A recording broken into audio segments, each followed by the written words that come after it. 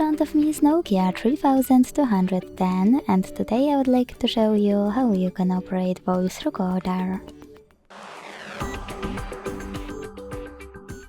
Begin by going into menu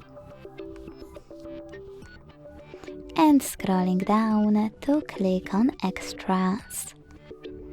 Now scroll all the way down to tap on Recorder and to start recording, click on the middle button.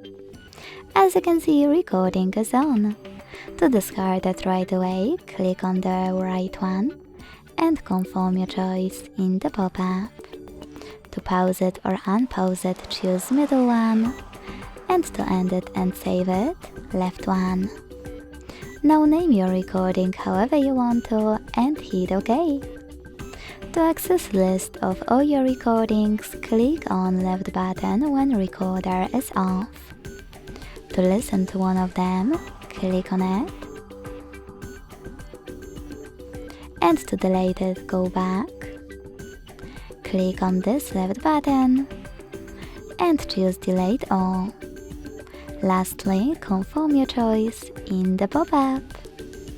Thanks so much for watching. If you enjoyed this video, leave a like, comment and subscribe.